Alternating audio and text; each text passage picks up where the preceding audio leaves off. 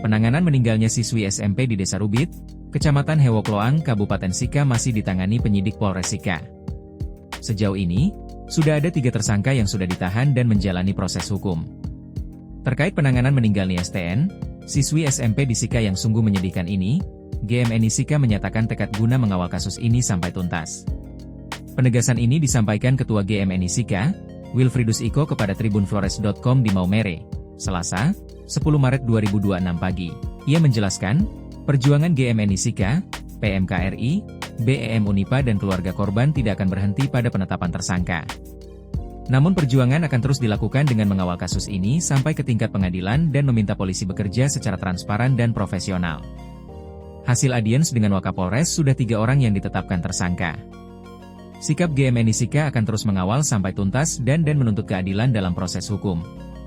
Ketua GMNI Wilfridus meminta polisi konsisten dan transparansi. Ia menegaskan, GMNI akan terus bersama keluarga korban mengawal dan menuntaskan kasus yang menimpa STN agar para pelaku mendapat hukuman yang setimpal dengan perbuatannya.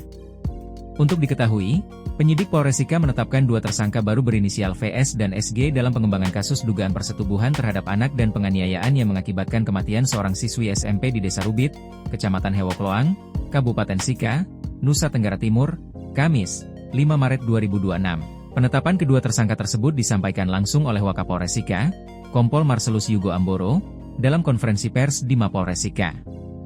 VS dan SG diketahui merupakan ayah dan kakek dari tersangka AS, 16 tahun, yang sebelumnya telah ditetapkan sebagai tersangka dalam kasus yang sama dan saat ini telah ditahan. Kompol Marcelus menjelaskan, penetapan kedua tersangka dilakukan setelah penyidik menemukan sedikitnya 2 alat bukti yang cukup yang menguatkan dugaan keterlibatan mereka dalam upaya menyesatkan proses peradilan. Kasus ini sebelumnya disidik dengan sangkaan pasal 473 ayat 2, huruf B Undang-Undang Nomor 1 Tahun 2023 tentang Kitab Undang-Undang Hukum Pidana serta pasal 80 ayat 3, Undang-Undang Nomor 35 Tahun 2014 tentang Perlindungan Anak terkait dugaan persetubuhan terhadap anak dan penganiayaan yang berujung pada kematian korban.